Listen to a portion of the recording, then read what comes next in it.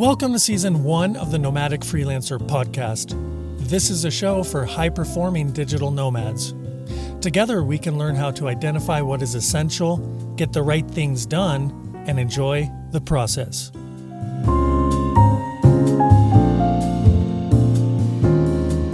I'm super stoked to get into this conversation today. I've got a guest, and he's a fellow nomad and a fellow freelancer. I met him recently in a community board of a course that we're both enrolled in. It's called, I believe, YouTube Mastery in a program called Slow Growth by a guy named Matt Diavella. I have been doing the course for a couple of weeks and I think it's really valuable.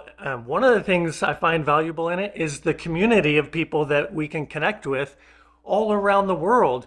So I saw some posts by this guy. His name is Logan Maddox, and he wanted to be on the podcast, so I looked him up, and he's got a lot of good stuff going on, and I want to share that with you in this episode. Thanks for joining us, Logan. Well, thanks for having me. I'm excited to get into it. Cool. So the first thing I want to start off with is what's pretty cool to me is you're in Africa. Mm-hmm. Now, to me, I haven't done a lot of international travel, but that seems pretty exotic. So I'd love to hear like where exactly you are in Africa and how you got there. Yeah, so I'm born and raised in Tennessee. So to me, the easiest way to describe it is if you take Tennessee, which most Americans are familiar with, flip it vertically and put it in the bottom south eastern quadrant of Africa. That's where Malawi sits. So I live in Malawi, which is the center I live in the Longway, which is the center of Malawi.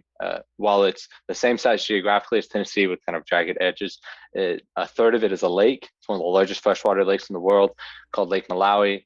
And then it has about 3 to 4 times the amount of people. A lot of people live in villages, so it's hard to get a nice head count. But that's kind of where I'm living right now. The story of how I got here is a little bit longer. Essentially, I'm doing my first job non-freelance as of a month ago. And so I'm working full time now for a Christian nonprofit ministry here who feeds orphans. They focus on water projects and they also plant churches.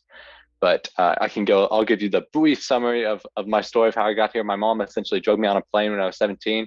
I didn't really want to travel, wasn't my thing. And she just knew that this would be a good place for me impactfully. I was a very typical teenager. I didn't want to go because I had a girlfriend at the time that I really liked. And I was like, let's just stay here and have summer here and not go sit in a village in Africa, right? And so she dragged me there and I'd been to Mexico, so I'd seen some poverty, but it was a mixture of poverty. And then I met a man who would later become my mentor. And he was just a very godly man. And he had done everything you could have wanted to do in your life. Like he was very successful in business. He designed golf courses for Arnold Palmer, traveled around the world, and he had done it all. And he just told me that, he believed Jesus was better. So I just started pursuing him and I just wanted to ask him questions and learn. So kind of fast forward a year, I go back to Malawi. And this time the ministry kind of saw what I could do with the camera and they started to help me out a little bit in getting there. My third trip was paid for completely. So I always tell people that are my age or really any age, if you want to travel internationally, learn how to use a camera specifically for video and then hit up a lot of nonprofits. The word in our term would be NGO, non-governmental organization, or ministry, whatever. If you're a Christian, a ministry might be better fit for someone like me. But if you're not a believer, then just like a nonprofit. And a lot of times they'll pay for your trip because it's only airfare. So it's at most $2,000 to get a professional videographer. You can travel the world. So I started doing that. I went 6 times and I really wanted to help them out on bigger projects like starting a podcast or doing long-term social media plays for them instead of short-term little blurbs. And so I just came to them and I was like, hey, I'll fundraise some money to move over there. I really felt like this is what God was telling me I was supposed to do during this season of my life. And so I spent about a year fundraising to pay my salary and, buy a truck and all that sort of stuff. And then got on a plane. And so I'll be living here for 8 months a year for the next 3 years with the hopes of training a local team to replace me after 3 years. So that's the kind of quick and dirty version of how I got to be sitting here. Man, I find that fascinating. Good for you. Mm-hmm. Making some big steps there. And you're Well, pretty young, right? Are you like 22? yes, I'm 22. And you say big steps. One thing that really helped me is I'm a big Dave Ramsey listener. Yeah. He mostly talks about money and debt and all this sort of stuff. But one thing that he talked about was it's someone called his show and they're really scared to move. And he's like, look at the worst case scenario. So he had a kid and a wife, and he had two kids. He's going to quit his job and move across the country. He's like, what's worst case scenario? You're pretty talented. You're pretty skilled. You could get there, stay a year, 6 months, and hate it, and then just move back, right? Like, and I was like, oh, okay, that's not too bad. Like, I'll go there for a year. If I hate it and it's the worst thing ever, I'll just won't go back, and then we'll be done. And I'd already been here 6 times, so I had some sort of feel of what it might be like. Though living here has made it a lot different, as you might expect. But yeah, that's my advice. If you're thinking about doing something, like most of the time, the big moves that we think in life aren't actually as big as what we think they are. Like we can always go back to our hometown if it doesn't work out. Like that job will probably still be there. If it's not with that company, it'll probably still exist somewhere else. So, Thank you for that. I anyways. love that. I love what you're dropping, man, with some tips because that's one thing I really love to bring to the audience on this show. Really speaking to like people who are interested in getting into a kind of lifestyle that's nomadic and based Mhm, around freelancing. So you're talking about some money tips. You're talking about mindset, which is ultra important. Like Dave mhm, Ramsey and how you're talking about just the mindset of making big steps, taking a risk, and mhm. for a short term, if it doesn't work out, you can always pivot. It's not the end of the world. Yeah, And then also, I love how you were talking about, if you want to get into like traveling internationally, learn a skill that can take you places like videography, how to use a camera. yeah, yeah. And it opens doors, and then those doors open doors. So, for example, I was here 2 years ago. This was 2019, right before COVID, Hmm. and I met a guy that he, again, a Christian. I kind of stay in that circle just because that's what I believe. And I met a guy that he came over here just for a short-term trip, and on his way back, he sits down next to these guys on a plane. He's like, "What'd you do in Africa?" And they're like, "We hiked Kilimanjaro, which is the tallest freestanding mountain in the world. It's the tallest mountain in Africa. It's one of the seven summits, 19,000 feet. Everest is 29,000 feet, so it's no Everest, but it's still a pretty decent sized mountain." He's like, "Man, I'd love to do that." So he goes back the next year and he climbs it. But he did this pledge thing. He's like, "Hey, I'll pay for my trip. It's 6 grand, but I'm trying to raise 6 grand for you to, and then I'll donate that money to drill a well." And so he raised like 10 grand or something like that because people thought it was a cool thing. So over 10 years, from age 60 to 70, he's taken teams and he said $3.5 million for this a model of like, hey, pay for your trip up Kilimanjaro, tell all your friends you're going, and all the money they donate will go to um, drill wells. And since you've already invested money, it makes it easier for someone to give because they're not giving for your safari or whatever.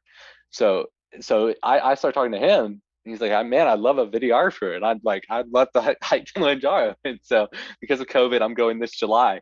But opportunities like that just keep happening once you get in these circles. It's hard to make that initial connection, but once you make the connection, you're going to make another and another and another. So, That's anyways. some valuable life experience, man. I resonate with you because that's how it goes in my own life too. Is Hmm. I don't invest too much energy in making plans because I believe that if I show up with, a good like heart and mindset to like help other people in the world, that energy comes back. And when the time is right, and we don't know when that is, opportunities will present themselves to you, Hmm. kind of like synchronicities. Hmm. Yeah. Hey, So, speaking of Kilimanjaro, wasn't, have you heard of Wim Hof? hmm. Yeah. Didn't he hike Kilimanjaro? Like, it gets really cold up there, right? Yeah, I know he did Everest and he went through like Oh, was it Everest? the, yeah, it's called the death zone in Everest. So there's a certain altitude. Kilimanjaro, you don't have to use oxygen or anything crazy. Hmm. There's a glacier on top of it, but like I'm not bringing snow boots up Kilimanjaro. Like it's a seven summit, but there's levels to this. Like it's no Everest. I mean, Everest is 10,000 feet taller. So he went through the death zone at Everest. Oh, But okay, Everest. that Yeah, makes I got a sense. lot of But respect it's for still that pretty guy, good. Wim Hof. He's crazy. You ever do anything like that, like breath work or ice baths? I take cold showers, but that's it. That's as far as that is what I get. Man, I love Um, cold showers. I love ice baths, man. I'm telling you, yeah. like, it's mindset. Let's go back to mindset. It's all in the mind when it comes to ice baths. Hmm.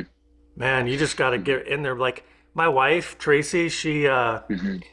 she has some resistance to getting in, but I help her, over the years that we've been together. Like I love a cold dip in a river, and I've been in Hmm. some cold rivers in Colorado. Hmm. Oh yeah. But I just get in there, man, and I scream, man. I'm like, woo! It makes me It's feel easy. alive, man. And then I just Yeah. breathe. Mm, Yeah. It's easier when you can jump in. I grew up in the Smoky Mountains National Park, and so there's some chilly rivers up there. So it's easier when you find a spot and you just jump in, and you're not having. I hate having to wade in. yeah. That's the worst. So. Hmm. Mhm. Yeah, cool. So, how long are you going to be in Africa? You say you're going to be there 8 months out of the year?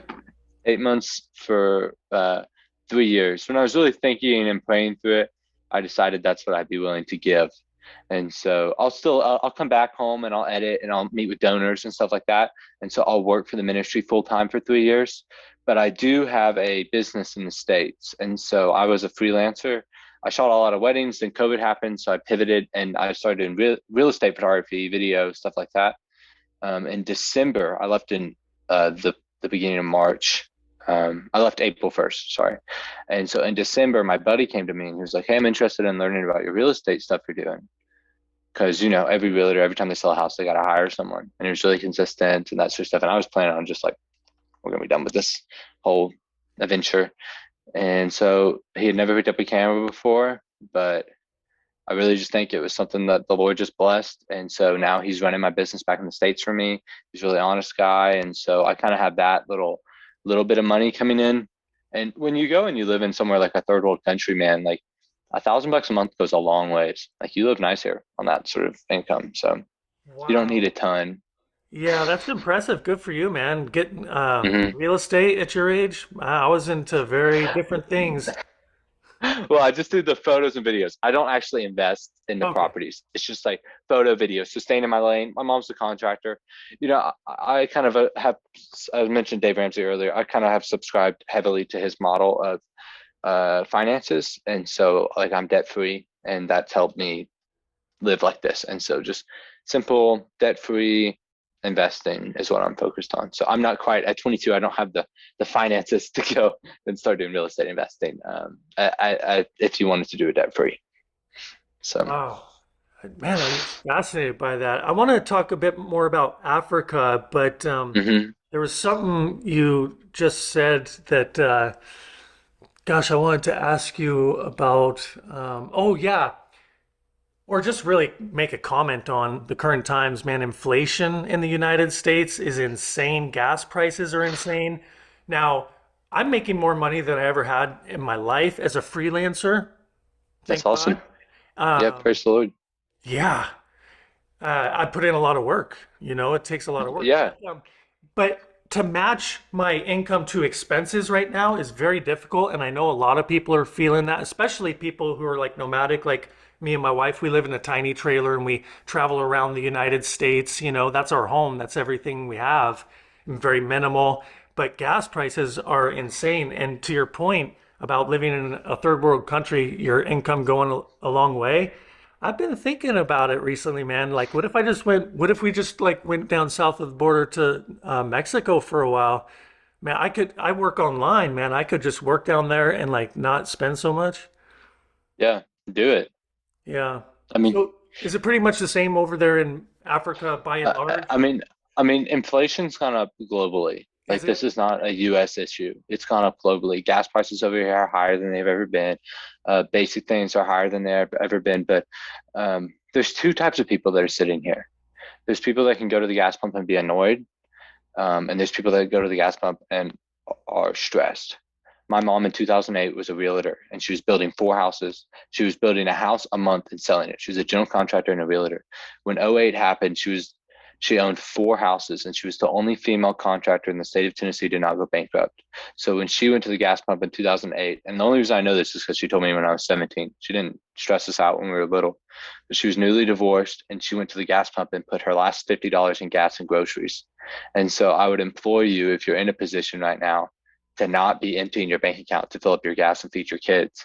is to just be grateful for what you do have. And maybe you don't get to go on a trip to Disney this year, or maybe you go out to eat less, but man, just having that mentality of gratitude, of saying like, I'm just grateful. Like for me, yeah, inflation's kind of up. It's kind of messed up some of my plans on investing and whatever, because I'm just a nerd and I love that sort of stuff. But at the end of the day, like I still have a roof over my head, my belly's full, like I can still put gas in my car. And to be in the position to do that with that sort of gratitude, it's like inflation doesn't affect you as much because it's not your world, you know, like, and some people it is. And I have a lot of empathy for those people because I grew up that way. And so I have empathy, but I'm grateful now at 22 that I don't have to worry about feeding my kids or where my next meal comes from or anything like that because of something as simple as gas prices. So anyways, Really happy. just a thought. Yeah, I'm really happy to hear you say that. I Hmm. grew up in poverty too. My mom had 8 kids and we were on welfare. We had nothing. It was, you know, just moving constantly, being kicked out of apartments and stuff. It was not easy. So I also have empathy for people who are struggling through poverty. I know what it's like. But I really just want to reflect to you that I'm 100% on the same page with you with gratitude. I Hmm. say it almost every day. Yeah. Well, no, definitely every morning, every evening, all throughout the day in my consciousness, I'm always the two words that keep coming up for me every day in my life is I'm humility and gratitude. And I say it out Hmm. loud too. I always tell my wife Tracy, and I usually it comes up in conversations with people. It's like every day just to wake Hmm. up and have Hmm. limbs and lungs and a few dollars and the gear that we have, man, if you're not grateful and you're complaining about stuff, I don't even know what to say. Yeah, and this to shift the conversation here to Malawi, this is the third or fourth, it always changes, poorest country in the world for GDP per capita. And so to not be a nerd, GDP is your gross domestic product. It's the average amount of money that a country makes. And then per capita means per person. And so you take the average amount that they make, and then you divide that by the total number of people in the country. And that means that the average person in Malawi makes like $1.25 a day, something like that is what it works out to be. And so when you're sitting here and I eat 3 meals a day and I have running shoes and sneakers and boots, it's like, man, I'm just grateful. Like there are very few people that run in Malawi in the capital city, but there are a few, and I run past people that are running in flip-flops, and I'm just like grateful. Like I have running shoes. Like that. So when I would encourage you that if you aren't grateful to get to a place, and maybe you live in Southern California, so you can just hop down to Mexico, but just going to a place and seeing someone living with much less than you, and then when you walk up to them and they have joy, you need to ask yourself what they have that you don't. Like, how can someone this poor be this happy? And so, when you're hungry, but there's a lot of joy here. I believe you because I've been watching your videos on YouTube and you do Mm, some vlogging and showing the people yeah. and the kids in the community where you're embedded. And Hmm. all I see on all of their faces is Joy. this effortless joy that Yeah. radiates, which I just don't see hardly ever in the United States. I don't know, maybe it's just Yeah. No, people ask me all the time, "Hey, Logan, what is America like?" Because I'm an American. And I'm proud. I'm proud of being an American. yeah, same here. I'm happy because of my heritage.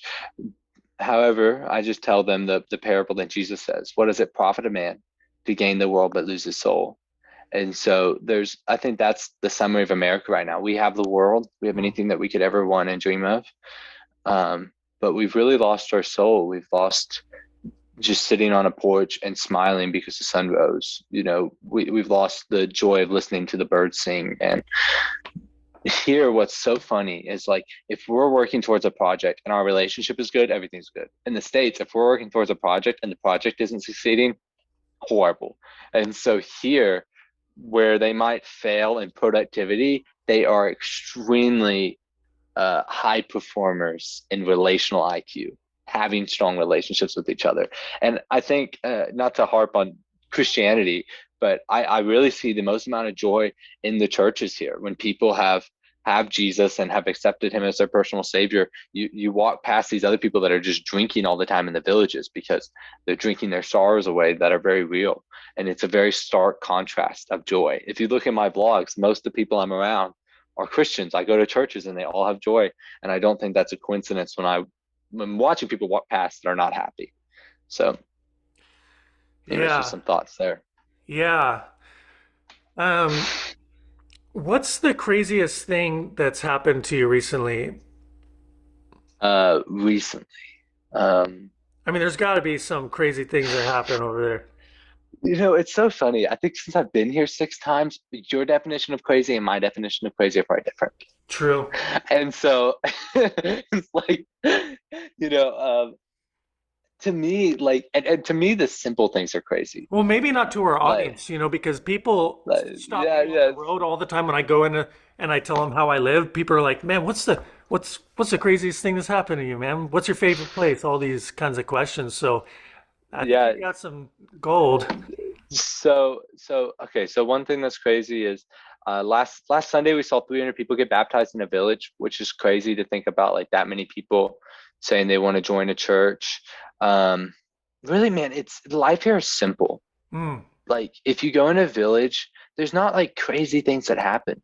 But like when you go up to a kid and they just are barefoot and they're not eating and they just want to like smile and dance with you, like to me that's crazy. Like to me, it's not like some wild things happening to me day in, day out, but I just bask in the simplicity of life here. Like in the States, if I go up to a kid and I'm like, hey, what do you want to do with your life? Let's say this kid's 17.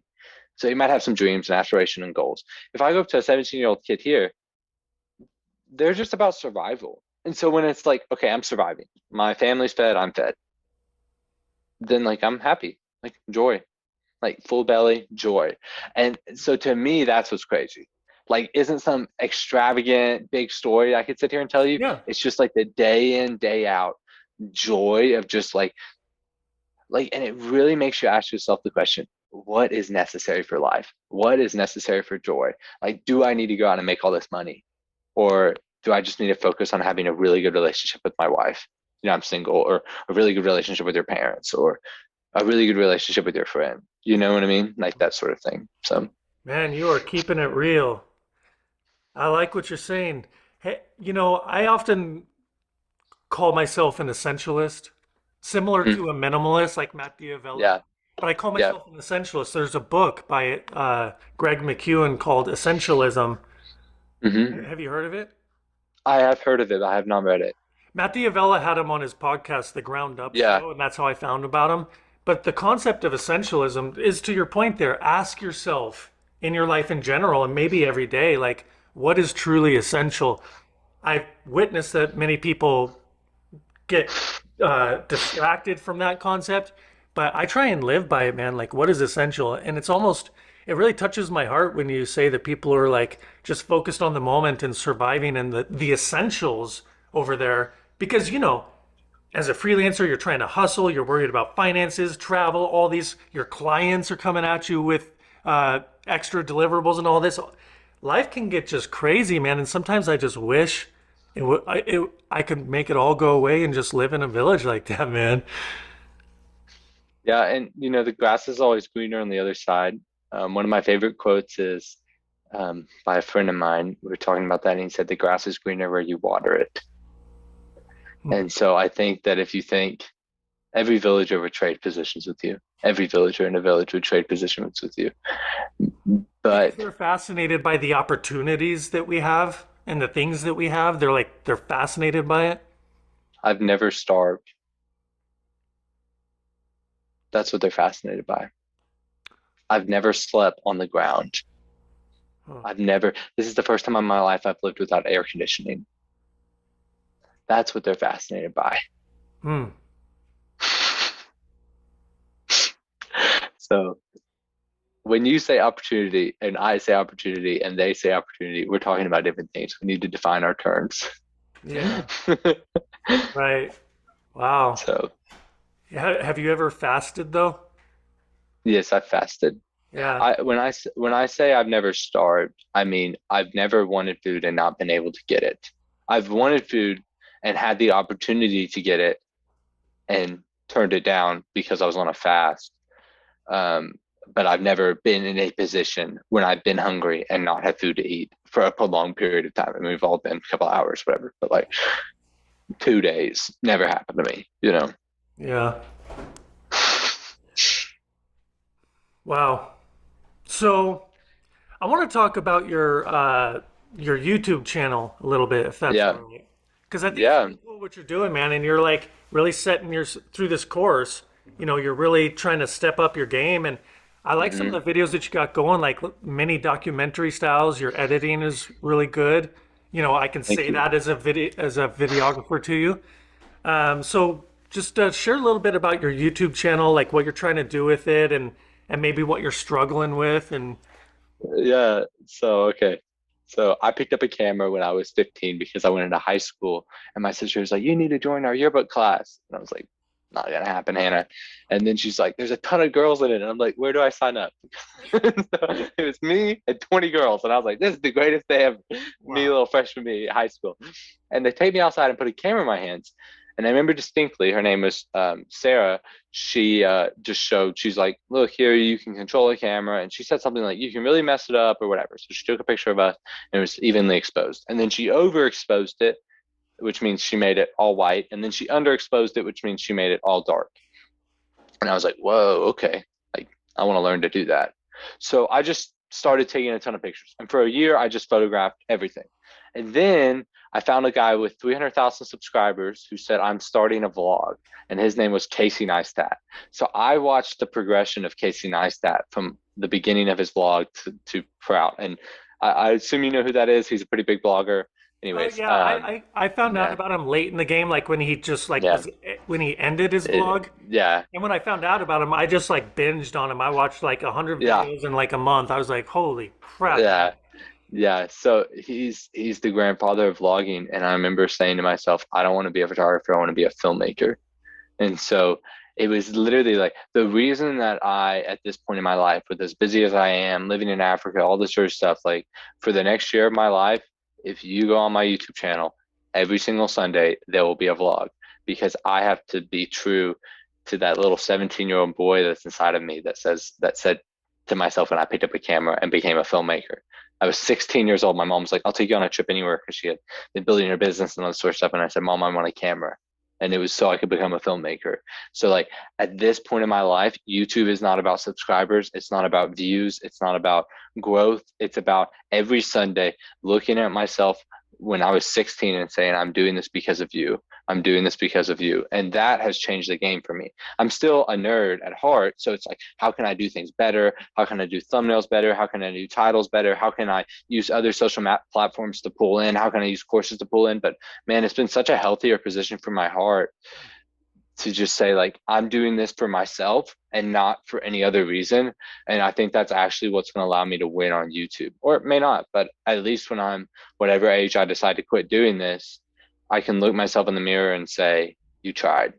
And my little set, I can look at that 16-year-old boy that said, I want to be a filmmaker and I want to be a YouTuber and say, I tried. I gave it my all for you. And I'm not going to quit YouTube until I can confidently look at that boy and say, I did this for you. And so I'm not at that position yet. And it is a struggle when I'm staying up. You know, I wake up at 4. So last night I stayed up till 10:30, which is not late for most people, but it's much past my bedtime because my vlog wasn't done. And you know, I rest on Sunday, so I really don't try to work. You know, I'm just talking to you on a Sunday. That's not really work for me. But like editing and all that sort of stuff. So I have this hard deadline every week I gotta hit. And so that's the struggle for me. It's just like, do I care enough about 16-year-old Logan to pursue his dream? Um, and the answer today is yes to that. And I'm not gonna be hard on myself if that answer changes, but that's why like when people ask me my goals on YouTube, there are no subscriber goals, there are no view goals, there are video goals. I want to do a vlog every Sunday for a year. Can I do that? Yeah, So, you've got it sounds like you've got a really compelling reason why, which is always important. Like it's like Simon Sinek, the book Start with Why. yep. So that's really good. And I can relate to you on all that, but you did mention like waking up early. Most people like would freak out Hmm. about the idea of waking up at 4. But have you heard of a guy, Jocko Willink? Yeah. Yeah, I've heard of Jocko. Right, he's big on But like I've read his I've read his book, yeah, extreme Extreme ownership. Ownership. Hmm. I think personally, I think that's a good book for every man to read. Yeah, yeah. So it's if you haven't read it, Extreme Ownership is, to me, I tell people there's two business books you should read if you want to be an entrepreneur. There's Dave Ramsey's EntreLeadership, which is the most practical advice on business for any subject in business, and then there's Jocko Willink's Extreme Ownership, which is like principle, business principle, war story from Navy SEALs, business principle explained, next chapter, and it's basically like everything in life is your fault, own it and fix it, and so that's Extreme Ownership in a nutshell, if you haven't read it. Yeah, I will be Mhm. putting links in the description for this, for Yeah. everything that we mentioned too, so listeners Okay. can go That's there good. and check it out. Um, oh, there was something you mentioned about the YouTube numbers and stuff, like you don't focus on the metrics and Hmm. stuff. There's a quote, we all love a good quote, that Uh, I have a very long quote list. yeah, I used to have like a note full of quotes, but anyway, this I one was do. like somebody said, focus on the vision and the numbers will follow. Or if you invert that, if you focus on the numbers, the vision will fade away. So it's really important, I think, to do what you're doing is just like do it for yourself, man. Just enjoy the process. Like I have this tagline for my podcast that I say, work smarter, travel lighter, and enjoy the process. So in Mm-hmm. the creation of these videos for you, man, you gotta enjoy the process. Otherwise, you're gonna reach that burnout. Yeah, it's gonna happen. So Well, yeah, you're off to a good start. I mean, you're keeping track of your subscribers. You've got 500, and it looks like you're improving on your skills. And I do recommend that people check out what you got uh, going on over there. yeah, it's funny, you say that. It's like, so the year before, I just had this dumb idea. I was like, so I read the Bible every day. I was like, I'll just make a video about that every single day for a year. So I read the whole Bible in a year and I made a video about it every single day. And I was like, surely I'll get to 1,000 subscribers. I gained 100 subscribers doing that. I got about a subscriber per every 3 videos. And so I come here and I was like, okay, so what I do for my YouTube goals is every year I set a goal that I can hit, that has no, it does not matter the rest of the people. So this year it was a vlog a week once I moved to Africa. So I can go to myself in December and say, did I do that? Check yes or no. And so it was just funny because now I've gained 60 subscribers in a month. And so I do think when you stop, which I know isn't a lot to a lot of people and whatever, but I also think you need to keep in mind what a follower is now. So like on TikTok, I started a TikTok like 2 weeks ago. I had one, it had 15,000 followers, and then it was tied to my US number, so I couldn't log into it. So whatever, I just started over. And I have like 300 followers in 2 weeks. But TikTok is easier to get followers on, but they're also harder for them to actually know who you are. I feel like a subscriber that sits down and watches your whole video for 5 minutes, it's much different than someone that watches 20 seconds of you one time and hits follow. Anyways, at least that's my hope. It may not be, but I'm just trying to convince myself that 560 is a lot, and it feels like a lot to me, uh, because it's more than what I had yesterday, which is really cool. So Yeah, that's where you're at on your path. And I don't know about you, but I hear a lot of people on the road like that live nomadic lifestyle. They mhm, want to start a yeah. YouTube channel, but they Hmm. don't know where to start. They have a lot of insecurities, which we all have about putting the camera in front of our face. It's Join the awkward. club. Yeah. So I think these are some really valuable perspectives for some people who are wanting to start or just starting out. You're gonna get no views in the beginning, Hmm. guaranteed. I mean, unless you're one of the lucky few. So the journey of 1,000 miles starts with a single step, and you just gotta, Yeah. like, the Sean Cannell of Think Media. Yeah. His tagline is you gotta just press record. Hmm. Yeah. I'm blanking on his name. He's the big tech guy. Um, QB. Yeah. Yeah. Yeah. MKHG. MKBHD, Yeah. Marquez Brownlee. Marquez Brown. He says he's happy he never had like an explosion moment. Like he never got a video that was like all of a sudden way more than any other thing else he had. He just had like this really slow, consistent growth. And he talked about how grateful he was for that looking back on it.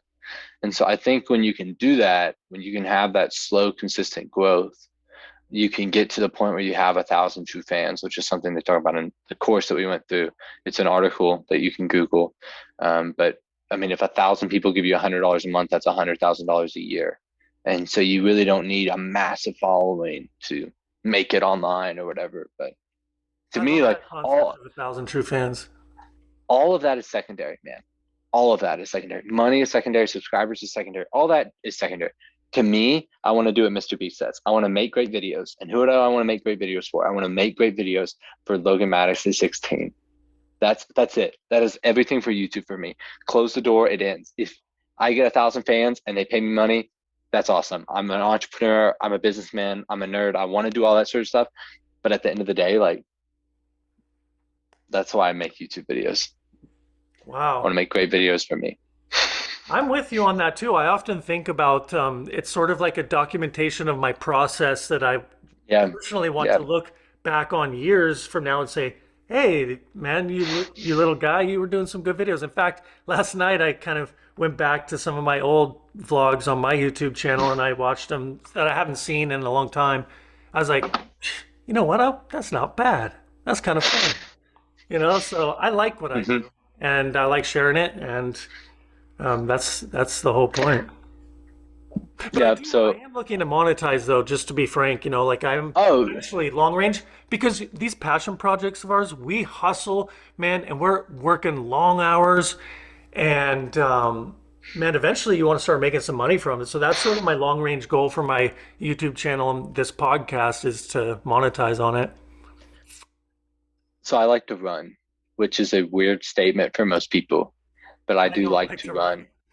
Yeah. I don't listen to music when I run. I just run. And so, like, I'm possibly tomorrow going to run a half marathon. That'll be my first half marathon. I'm just going to go and run a half marathon. And when you like to run, you don't care about the distance as much. Like you don't care about your times as much. You don't care about all these sort of things. They're nice. I mean, the other day I ran a record 6 mile pace. That's cool. I felt good. But the next day when I went running again, I didn't feel bad that I ran slower because I just like to run. It's my time I pray. And so if you can get to that point with content creation, whatever that is for you, like how you're not going to lose. Like I literally just make videos for me. So this audience is happy. So in 10 years from now, my audience hasn't grown at all, which is statistically very unlikely. If I'm putting out great videos, I'm winning. And Yeah. that's such a crazy point to get to if you can get there. And I just have gotten there in like literally the past couple months. So probably the past month. And so I spent a couple of years before I got to this point. Good for you. And sort of going back to the beginning of the conversation, we were talking about like synchronicities and stuff like that. Like Hmm. you enjoy what you're doing now. Maybe you get an audience, maybe you monetize, but if you don't, you never know. Like the experience that the skills that you're learning through doing this content creation, specifically videography for this example, or starting YouTube, that could transfer to client work. You never know who you're going to meet. It could be life changing in ways that you have no idea. Hmm. Yeah, I mean, I met a lot of cool people. I have 500 subscribers, and like, so I asked people to donate to um, my missionary work. And I had one couple that I'm not going to talk about where they're from or anything, but they gave me $2,000, and I've never met them in person. I posted a YouTube video, got 100 views. They gave me $2,000, and they support me every month. So Wow. that's pretty cool. Someone from 1,000 true Switzerland fans, gave man. me $200 in Switzerland. So I'm telling you, like, these are just examples of like I don't have a big audience. I did not expect anyone to donate to me off that video that I posted on YouTube, but people did. So you don't need a huge audience. Just, I mean, my favorite interview I've ever watched with YouTubers with Mr. Beast, who is the king of YouTube, and in it he just look at like Mr. Beast interview. I forget which one, but anyways, every single video he does, he's like, just make great videos because every other one of your goals will follow making great videos for YouTube at least. So, Yeah. Um, So I know it's getting late and you are an early riser, so I'd want to be respectful of your time and energy, but Oh, I've enjoyed our conversation. absolutely, me too. I hope we'll stay in touch too. I want Yeah, stay personally in and touch. for listeners to help hold you accountable to your weekly vlog. Yeah, my weekly vlog. We got to smack 22-year-old Logan, so he helps 16-year-old Logan, right? Yeah, so So yeah, we gotta support each other. We gotta help you out. And speaking of that, all links in description. Like, is there anywhere you want to point listeners to maybe donate to your cause, support you, or obviously your YouTube channel? yeah. The biggest thing is just watch. If you just watch my YouTube videos, that'll be good. There's always links to if you want to donate to me. Basically, the summary of what I'm doing here is, we talked about it earlier, but I'm just trying to help replace me. And so that way, instead of hiring some kid from the States to come over to Africa, you're just having Africans help Malawians and that sort of stuff. But praise the Lord, I'm fully funded. And so I'm not trying to get money off this. But if you want to watch my YouTube channel, my name's Logan Maddox, Maddox. And so that link's there. That's the coolest thing you can do for me. Right on, man. Well, Mhm. I want to thank you again for joining me on the show. I appreciate getting the opportunity to come. I love getting to talk to new people and meet new people. So, Yeah, likewise. I'm glad we met. And people can mhm. also find a community if you're interested in the slow growth YouTube mastery course. That link will be in the description too. It's actually pretty legit, and we get to meet cool people like Logan Yeah, here. that's how we met. So, All right, man. Good night and good morning to you. okay, thank you. All right, peace. Thanks for listening to this episode. I'm grateful for your attention. If you're getting value from this show, subscribe on Apple Podcasts and leave a review, or follow on Spotify and give it a rating there. You can also stream it right on my website at davidwhipple.com. And hey, let's make this interactive. If you have a question, send me an audio message and I'll share it in an episode to give it an answer. The link for that and everything else is in the description. So until next time, work smarter, travel lighter, and enjoy the process.